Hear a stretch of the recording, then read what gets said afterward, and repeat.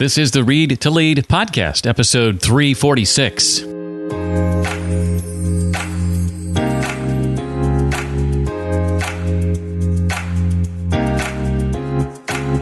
Dopamine is great in little spurts. It's like going to Disneyland once a year. But when your child is going to Disneyland every single day, they need a ride that's bigger and they need more time on it. And all of a sudden you're in this loop that is harmful for your child's brain.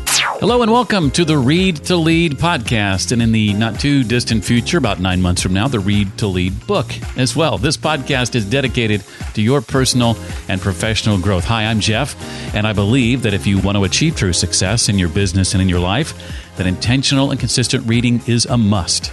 Each week, we're joined by yet another successful and inspiring author, and we chat about their latest book and their unique insights on things like personal and professional development, leadership, productivity, career, business, marketing, sales, and entrepreneurship. Today, we'll be talking about some of those topics as they relate to your children or your grandchildren. In a moment, we'll sit down with returning guest Arlene Pellicane, who is the co-author of a brand new book called Screen Kids: 5 Skills Every Child Needs in a Tech-Driven World. Arlene and I are going to talk about what the science says about the effects of screen time on young brains, some of the not-so-obvious signs to be aware of when it comes to screen safety, the 5 A-plus social skills your child needs to cultivate, and plenty more. Hey, if you'd like to stay up to date on news related to my upcoming book launch and lots more, then be sure you're on my mailing list. You can sign up for that at my website. Just look for the form in the upper right of the page. That's at readtoleadpodcast.com. Well, Arlene Pellicane is a speaker and author of several books, including Parents Rising, 31 Days to a Happy Husband, and Calm, Cool, and Connected, 5 Digital Habits for a More Balanced Life. That's the book we talked about the last time she was here. She's also been a featured guest on The Today Show, Fox and Friends, Focus on the Family, and Family Life Today, and serves as the host of her very own The Happy Home podcast. Her latest book, written with Dr. Gary Chapman, is again called Screen Kids: 5 Skills Every Child Needs in a Tech-Driven World. Arlene, welcome back to the podcast. Thank you so much for having me on. That is just so kind of you. And thanks for believing in this message of Screen Kids, because I really think if we can help parents with their kids, then they'll actually read later. And then that's going to help your podcast. So you're kind of serving your funnel. I love that. If they're just on video games all day, I'm sorry, they're not coming to you in 20 years. Well, let's start, Arlene, with the premise of the book and this transition that I think we as a society have made to individual screen use, how that sort of propagated itself and its effect on the relationship, especially between parents and children. Yeah, you think about, growing up. So I have 3 kids. They're 2 in high school, 1 in 6th grade. And, when they're 2, 4, 6, their world revolves around you as mom and dad. Mom, can we do this? Mom, read me this book. Mom, watch me. So there's this huge bond that's created with your kids, between kids and parents during those early ages. But now you introduce the iPad, you introduce a phone, you introduce YouTube. You introduce, Netflix and Disney Plus or whatever. And now all of a sudden, these kids, they're not saying, Mom, I want to spend time with you. Dad, I want to spend time with you. They're saying, can you please hand me the tablet? Can you please hand me the phone? If we kind of can step back and think about this and think, wait a minute, are these kids would they be sadder if you said, hey, Mom and Dad are going away for the weekend? Or would they be sadder if they said, you're going to lose your tablet for the weekend? And that's kind of like a funny proposition. But when you really think about it, it's just that idea of asking ourselves as parents, are we giving our children the best opportunity to connect with us relationally, to have that love and belonging come from a parent that loves them? Or are they really spending a majority of their time circulating, not around a parent, but circulating around devices? And that's a wake-up call, I think, for a lot of us. Yeah, and just this morning, I think it was Facebook, I was on briefly, and I saw a poll. I didn't click the link to see the results, but the poll was, would you rather go 30 days without a shower or 30 days without the internet? With the the inference being most people are going to say the shower. Yes. We stink, but we're connected. That's right. Well, and it's important to I think to distinguish that you're not necessarily saying that all technology is bad. I mean, I think about how technology like Zoom has allowed many of us to connect in a year like this one where we might not have otherwise been able to. So talk about that a bit. You're not saying everything's bad. There is some silver lining here. You certainly can breathe a sigh of relief. We're not saying you have to, turn everything off, but what is bad is too much. So technology is great. It's how we're communicating. It's how you're listening to this. It's how you might Skype grandma. It's how your child might see in a different country how their kids live. I mean, it's kind of amazing what technology can do. They can listen to podcasts. They can learn math. They can learn another language. So there's a lot of good things. But these good things that I'm talking about, they're the things that make parents go, okay, we'll do it. But then when you really see, what is your child doing? Oh, look, they're talking to grandma and they're learning about this water project in Africa. That's not what they're doing, right? So I think we have to be realistic. So yes, we adopt this technology, but we have to realize that if we're on it too much, and really for adults too, but particularly for kids with their brains still developing till age 25, if they're on it too much, that's going to be problematic. So what I love to do is, and you can teach kids this, you can teach your grandkids, you can teach your kids, hey, is that a digital vegetable or is that digital candy? And the idea of a digital vegetable would be like, hey, that's the Read to Lead podcast. That's teaching you about things in the world. That's a vegetable. That's good for you. Oh, look at that. That's TikTok. That's YouTube videos of cats. That's, okay, that might be okay for a little bit for fluff. But if you're eating videos of cats all day long, when you're 20, you're not going to be like, wow, you've watched a lot of cat videos. That's very marketable. It's not really going to help you. So you can teach your kids to say, okay, a little bit of candy is okay, but you can't eat candy all day long. And I think that helps us as parents and grandparents to be able to recognize when they're on the computer, not to just say, oh, you're on your computer, get off, but okay, you're on your computer, what are you doing? And is that a vegetable? Is that candy? Are they simply consuming passively or are they creating? That's a difference. We allow our son who does not have social media, but we allow him, he plays the piano, so he'll record himself playing the piano and we say, yeah, upload that on YouTube. That's him creating. So, there's different, you can ask those kinds of questions. Is it a vegetable? Is it candy? Are you just simply passively consuming something that won't help you? Or are you actually creating something? Now you can consume something like, hey, I'm going to learn how to change the oil in my mom's car. That'd be cool because you're consuming something that you're actually going to use. So that's different, but you know what I'm talking about. If you're just sitting on the couch watching something, it's not really helping you with anything practical. Yeah, change that oil and score some points with mom at the same time. That's right. Well, this seems like a well-researched book to me. In particular, my curiosity was piqued by some of the things you talk about with regard to the effects of screen time on the brain and what the science says. Can you speak to that? Yeah, sure. They're doing, National Institutes of Health is doing this huge ABCD study, adolescent brain cognitive development. They're following 12,000 kids. And so what they're finding already is that when they do the MRI scans, they find differences in the brains of kids who use phones, tablets, video games more than 7 hours a day.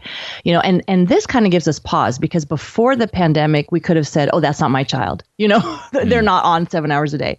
But so stay with me a little bit. So we'll talk about the pandemic in a second. So it says when kids are on so much, they see a premature thinning of the cortex, which to be honest to me means absolutely nothing. But what it means, what I understood it to later mean is it's the part of the brain that processes information about the five senses.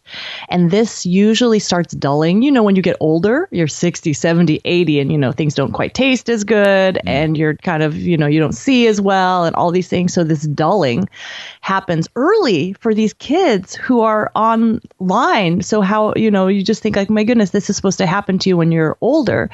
Now, this is people who use phones, tablets, video games, which is really largely for entertainment, you could say. And believe me, I've seen my kids who are all on distance learning. It's not that entertaining. The school that they're doing online for hours is not that entertaining. So I think for this parentheses, if your child is using screens and they're looking at a teacher on Zoom, I would not be as concerned as if they were spending 7 hours playing video games. They say that kids who report more than 2 hours a day on screens recreationally, they got lower scores on thinking and language tests. So, and one part is just when your child is playing a video game, let's say, If they're playing the kind of game, which a lot of kids are, where it's kind of intense, so the more intense the game is, the more the brain is going to be like, whoa, what is this? I'm running, I'm fighting, I'm shooting, I have to not die. So the brain is fight or flight, flooding with dopamine, like, man, let's go. But in reality, your kid isn't running for his life or her life. They're just sitting on the couch. So this is very confusing for the brain. And what happens is the blood flow goes to all the survival instincts. Let's keep this kid breathing. Let's protect the heart. Let's get, this kid's in trouble. And this is happening over and over and over, right? During the day for a child who's playing video games. And where the blood isn't going is the prefrontal cortex of the brain. And that's the executive decision center that says, I've been sitting here for 3 hours. I probably should use the restroom. Or my mom, I think, called me 20 minutes ago to go to dinner. I should probably do that. That part of the brain, no blood, no support. And so when you see your child, you're thinking, what is wrong with them? Like, why will they not respond to me? And you see so many children who are, they're throwing tantrums and they can't regulate their emotions and they're having trouble with sticking to things that are difficult. And a lot of that is because that executive center of the brain has really not been that nurtured. And so when that executive center isn't nurtured, it atrophies, And so to realize, wait a minute, my child needs a good, healthy brain. And maybe you would think that self-control would be the building block of that good, healthy brain. And that's not happening for a lot of kids. So you want to be good to your child's brain. Dopamine is great in little spurts. It's like going to Disneyland once a year. But when your child is going to Disneyland every single day, they need a ride that's bigger and they need more time on it. And all of a sudden you're in this loop that is harmful for your child's brain. My sister, who is a teacher herself and has a couple of kids to raise, she's got 2 teenagers now, used to be criticized for the limits she put on her children with regard to technology. And I see now that they're teenagers how well adjusted they are by and large by having had those limitations put on them at such a young age. Related to what you had just talked about, I'm a child of the 70s, and I think one of the studies you talk about is that back in the 70s, we were exposed to screens about the time we were 4, and today that's more like 4 months. Yes. I mean, talk a bit about the impact of screen time starting so much earlier than it once did. Oh, my goodness. Yeah. So just that's what it used to be, like, hey, let's wait till they're 4. And now, you see babies. And I tell you what, all you have to do anecdotally is when you're in the store and if you see a 1-year-old or an 18-month-old and they're sitting in the little stroller and they've got that iPad in their hands and they're just staring at that iPad and you're thinking, wait a minute, this is their time in the real grocery store to look at this is the real fruit that you eat, I mean, there's so much sensory available when they go to the grocery store, and yet all they're doing is looking at that screen. And so I think there are huge hits for language, because when a young child, whether they're 4 months, 1 year, 2 years, 3 years, when they are with a screen, the studies have shown that the background noise disappears, right? Because when there's no screen present, what's the mom or dad or grandma or grandpa doing? They're talking. They're saying like, okay, we're going to the store now. And oh, look at that celery. It's green. They're talking the whole time. And teaching. Sincerely. And teaching. And so this is how the child is going to learn language. This is how the child learns, oh, now it's my turn to talk. Oh, look, that object means that. I mean, this is huge. But now, instead of having that talk time, if there's a TV on in the background, if there's an iPad being held, if there's a phone in the hand, that opportunity for conversation is gone. And you multiply that over the moments of the day. So all of a sudden, this child who might have had a vocabulary of thousands and thousands and thousands and thousands and thousands of words by the time they were 3, now they're like, iPad, they don't get that. Now, sure, there are apps that are language apps that happens, but it's still never as good as a real-time conversation with people. Things, motor skills, things like stacking blocks. So they might be a whiz at that iPad, but you give them a bunch of blocks and and they don't know what to do. And if the kids don't pick up those skills when they're young, so let's say a child hits age 5 and they're not a strong reader. They don't know how to stack these blocks very well. They're not great at self-soothing. They need that device. All of a sudden now you have a child who's a kindergartner who's having a lot of trouble because they are not recognizing the letters and they're not, they're behind.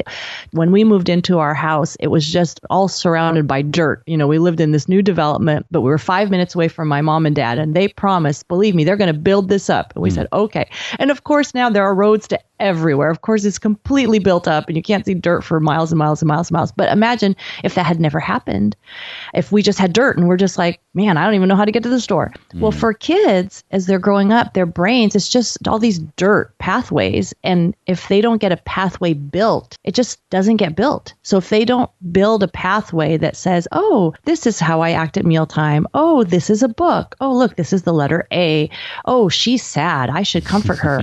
If those roads are not built when they're young, it's going to be a whole lot harder to build those roads when they're older.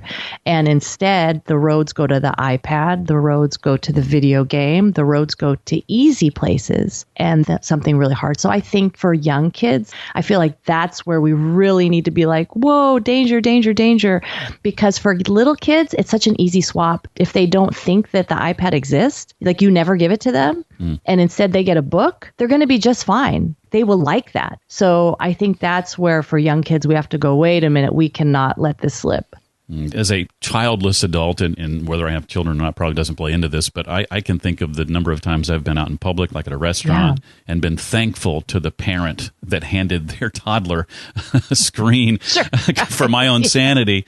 And so I'm thinking of those parents, or maybe even single parents who might be hearing this and saying, Arlene, I'm juggling so much. How am I supposed to get occasional me time or quiet time if I don't leverage a nearby screen? Is it as easy as just handing them a book? Yeah.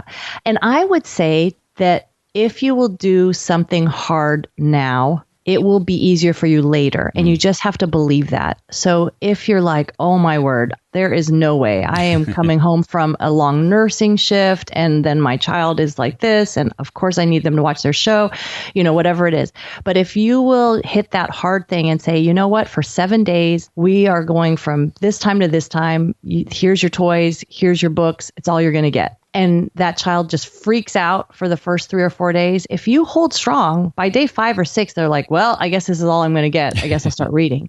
Truly. And then maybe week 2 or 3, you're like, wow, this is so much more peaceful. My child is reading for half an hour and I'm able to get stuff done. And I would say an early bedtime, even with your older kids, no devices in the room, but you can say, hey, you can read in your room, you can draw in your room, and even though you'll think like, oh my word, that will never work. If you believe it will work, you've got to believe with your own attitude first, like, nope, this is going to work. Then eventually your kid is going to adopt this thing and go, I guess this is the new normal.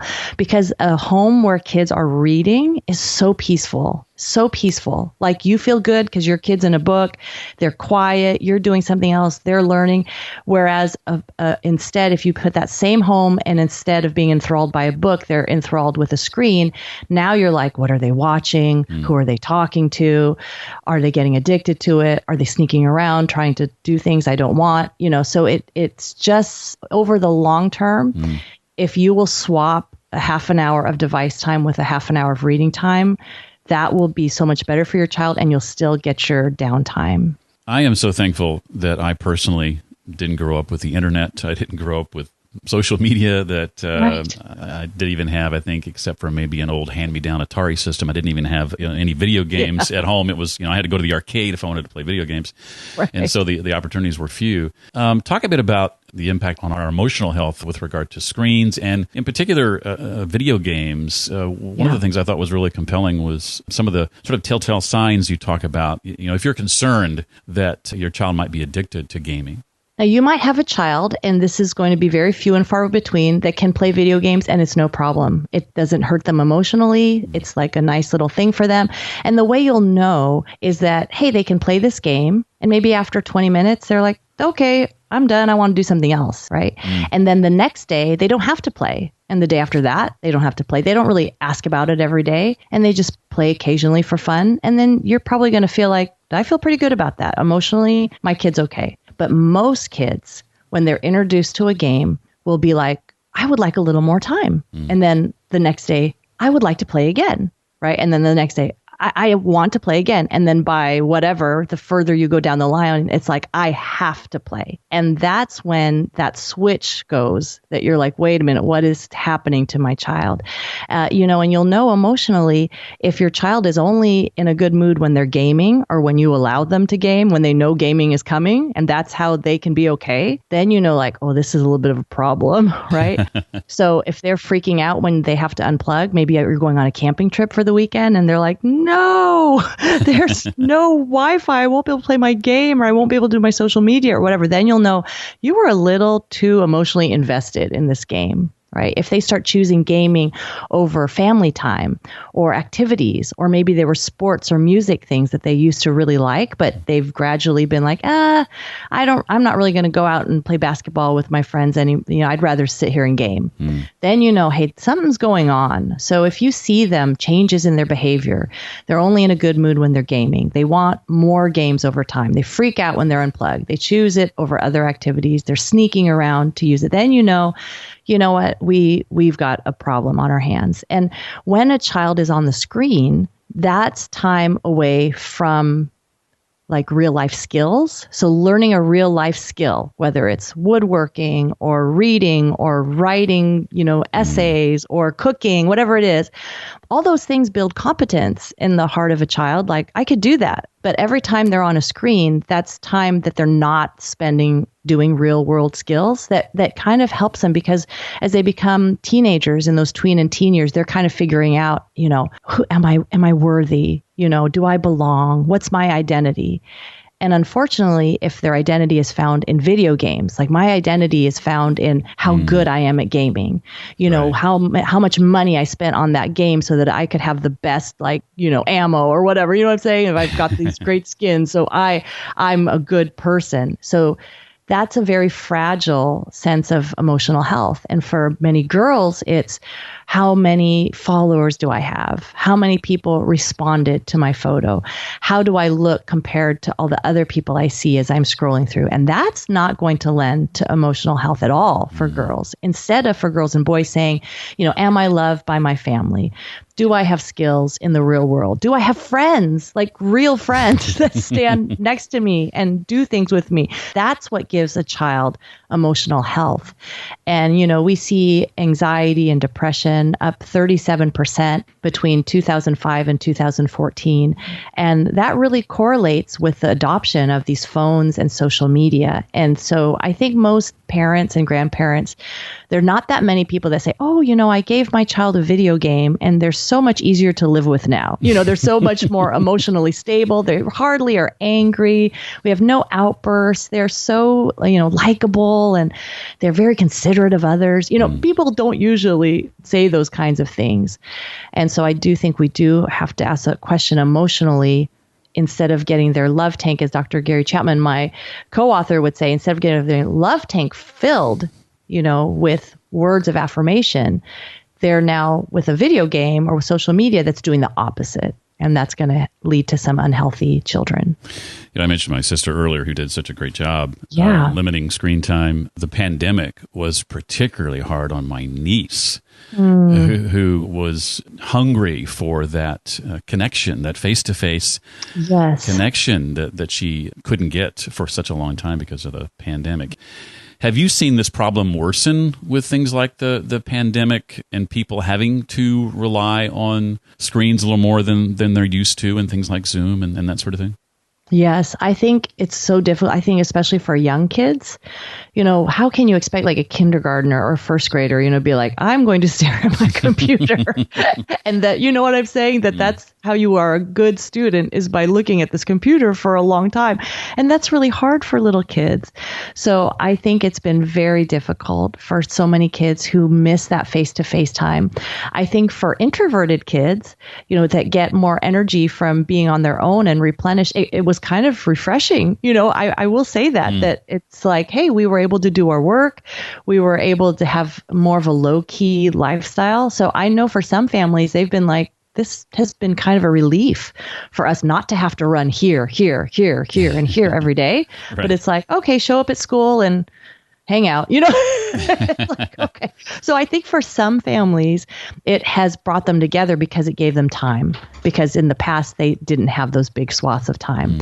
But I think for a lot of families, it has exacerbated problems that already existed. So if my child was playing video games 2 hours before the pandemic, now they're up to 4, and I don't know what to do because I don't have anything else to offer them.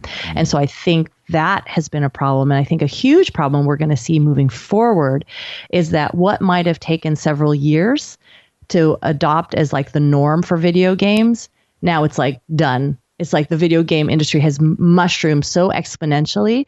And after the pandemic's over, it's not like all of a sudden these kids are going to be like, oh, you know, pandemic's over, I'm going to get off this game now, right? They're going to keep playing at the same amounts. And all of a sudden you're going to have this problem of, oh my goodness, how do we now do everything with this 4-hour game time block we now have adopted? So I think the rub will come into what habits digitally have been really ingrained in us. Because when it was just March, April, it's like, okay, let's just get through. But now you're really looking at, okay, we are going to have some pretty hardcore habits ingrained in our children and in us. And I would say right now, if you're listening and you're not really happy with how those habits are for yourself or your grandkids, this is the time to talk about, hey, what do we need to do to pivot to get ready for life post-COVID and to get into more healthy rhythms? Arlene, have you seen the documentary, The Social Dilemma? Yes, and I would highly recommend that. And when you're talking to your children, you know, I had my kids watch that documentary. When you're talking to your children, then it lets your kids know, oh, now I'm in on the game and now I can be smarter about my devices, because that whole premise shows you that there are persuasive technologies that are really designed to keep you hooked and that you've got to be really aware of what's happening. Yeah, I thought it was extremely compelling. What are some of the maybe not so obvious issues that we want to be aware of when it comes to screen time and safety? One thing that I think of as an example, having read your book, is the experience you had watching, I think it was a YouTube video with your daughter, I believe, several years ago. Yeah. So my daughter was very young and we were watching a Pixar movie for the birds, really cute. And her teacher had said, hey, look at this movie. It shows cause and effect because it shows what happens when one bird falls on the wire and it, you know, throws all the other birds off. So this is all very cute. And then after it was done, what queued up for her was like all these weird videos, like a drag queen video and a Dead by Daylight video. And I was like, what is this? Like, don't you know that this is a very young child looking at it?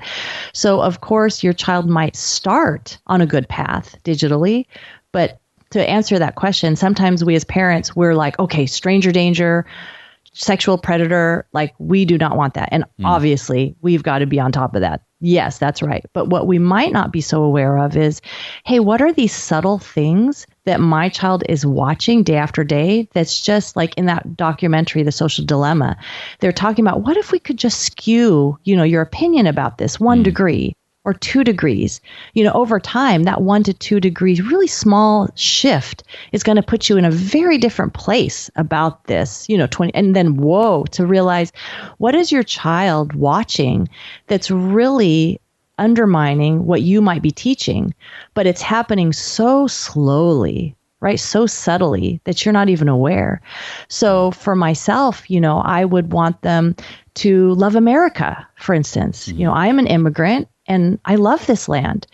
And so I want them to grow up loving America. Well, there's a lot out there that's like not loving America, right? And so all those things that you just have to think of, that how is this influencing the heart of my child? And for us, you know, we were probably very much like your sister, restrictive, and we just had basic rules that worked really well. And it was so simple.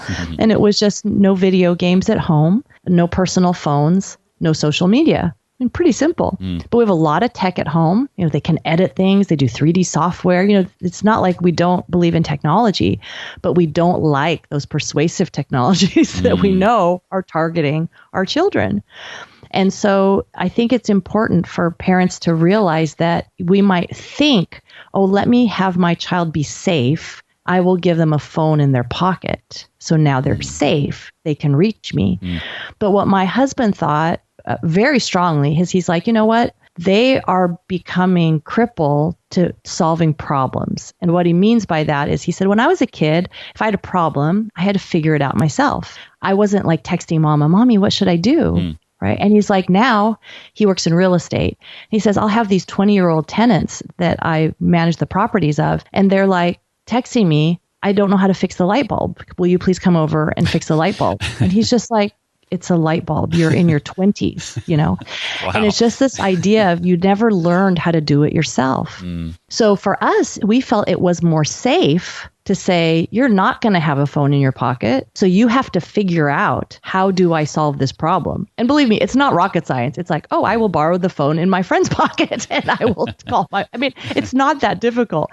But it was that step saying, we feel you are safer learning skills on your own, not having pornography available in your pocket, not having this persuasive technology available in your pocket, and instead going into the wild world alone. That was safer. And I think a lot of people don't think that way. They think we're crazy. Like, you let your kids go out in the real world without a phone. Like, how do you know where they are? Like, well, we talk to them. We figure out times to pick them up, you know. So that's, I think, a different way to look at that.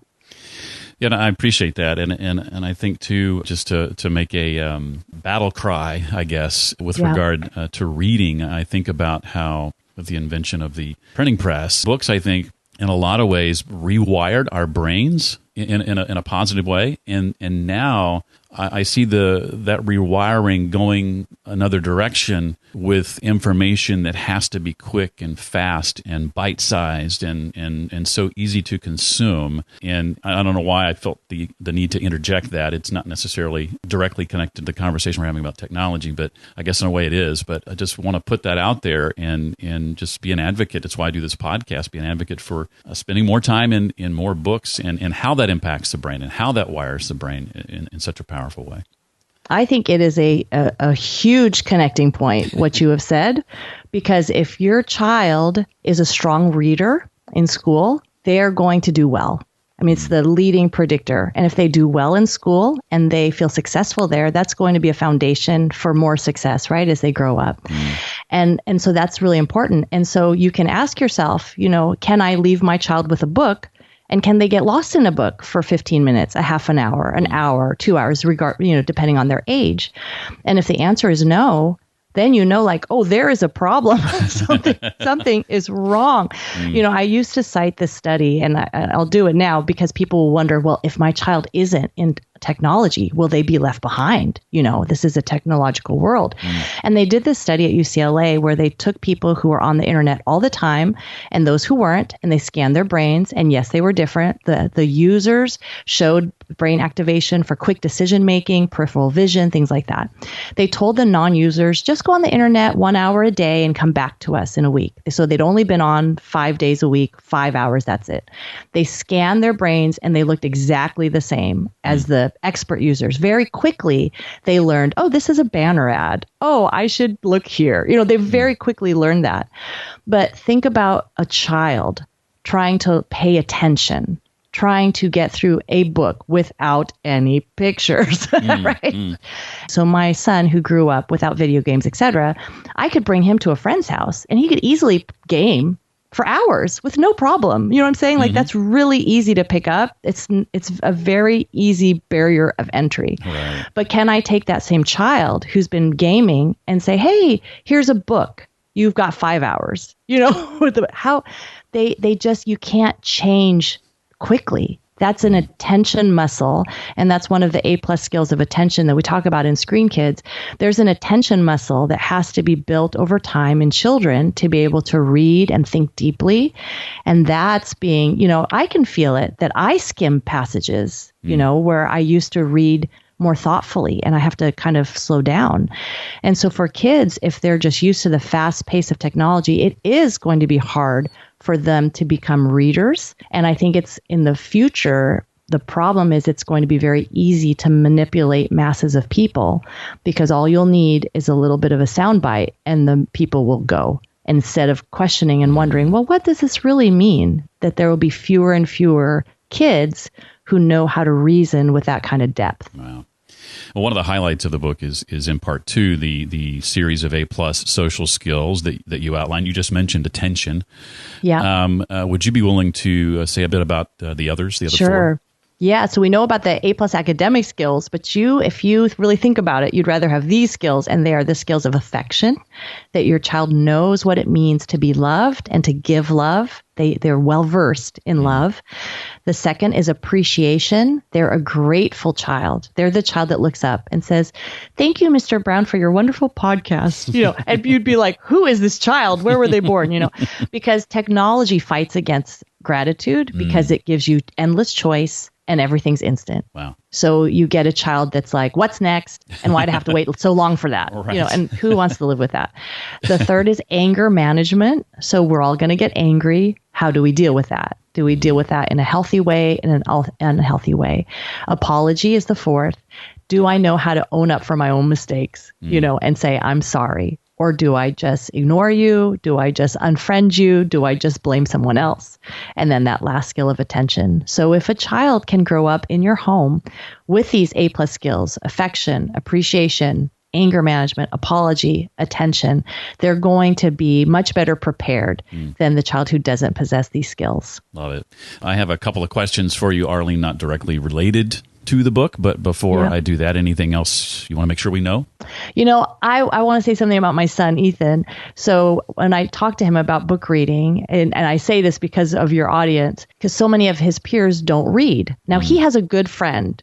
He actually has a few good friends who are pretty intense readers. So I will say that if you're afraid your children won't find friends who are not like endlessly online, they do exist. So if your child's like, I am the only one, just know there's about 3 others. So they do exist. But he's like, Mom, books are so cool because think of it. Someone spends perhaps their life's work thinking about something, and then they put it in a book. And then I can take 2 or 3 weeks and I can learn what it took them years to figure out or develop. And I can do that over and over and over again. And I was like, whoa, that's so cool. And this is a 16-year-old boy, So I just want to give you hope that if you will raise your kids to love books. So first of all, Jeff will have people to listen to his podcast in 15 years. So that would be really good. But if you will just nurture that love of books in your children, it's going to open so many doors for them, and it's going to make life so much easier for them as they grow up. It's also why I'm writing a book called Read to Lead, a book about reading, because I'm trying to keep it alive for sure. Yeah. Well, speaking of books, Arlene, what's a book or two you've encountered over the course of your career that's left a lasting impression on you? Maybe one that you go back to and revisit occasionally. Yeah, what came to mind was The 5 Love Languages by Gary Chapman. And of course, how easy, he's my co-author with this book, Screen Kids. But that is just so helpful to say, okay, in my marriage, so if the 5 love languages is how you give and receive love. So my husband's love language is acts of service, which means he feels loved when I do stuff for him, when I clean the sink, when I put gas in his car, things like that, and physical touch. Well, of course, those are like my least, right? So here I am talking to him because I'm words of affirmation. Oh, babe, this was so good. This was so good. This was good. And here he is like doing stuff for me. And I'm like, he doesn't talk to me, So it is very helpful. So for any relationship, that book is something you can go to, look at, revisit. It's so helpful. 5 love languages.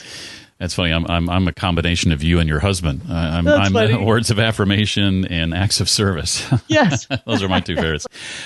Well, as you look ahead to 2021, what's got you excited for you and your team that you can share about at this point? Yes. One thing I really want to develop is some kind of happy home university where people can come to my site and I'll have courses for you and they will be supplemented by podcasts and my book. So I'm planning to do something in February for my book, 31 Days to a Happy Husband. So a bit of focus on your marriage just to help, because I know the pandemic has been very hard on many relationships. And for us to be able to go back to the drawing board, go back to the beginning and say, wait a minute, what brought us together in the first place and how can we spark that again? So Happy Home University coming soon, 2021. Awesome. I'm looking forward to that. Well, this book, again, is called Screen Kids, 5 Skills Every Child Needs in a Tech-Driven World. Her name is Arlene Pellicane. Arlene, thank you so much for coming back. You're in that elite company of those folks who have been here more than once. I am honored to be here. Thanks so much, Jeff. At my website, you'll find a page created and set aside just for this episode. You can dig into the links, resources, and get a summary of our discussion today. That's at readtoleadpodcast.com/346 for episode 346. For valuable resources and updates in your inbox on a regular basis, and to keep tabs on the launch of my forthcoming book, be sure and join my email list. You can do that at my website by completing the form at the top right of the page, readtoleadpodcast.com. Episodes of the podcast are currently scheduled through the end of February, and you can look forward to visits from authors like Mitzi Perdue, former NFL player Reggie Williams, folks like Pamela Fuller, Michael Gelb, Todd Henry, and Roman Mars, plus 90 books and counting author Brian Tracy, and next time, Brian Sanders, author of the book Leadership Endurance. That'll wrap up this week. I look forward to seeing you next time. Until then, remember, leaders read and readers lead.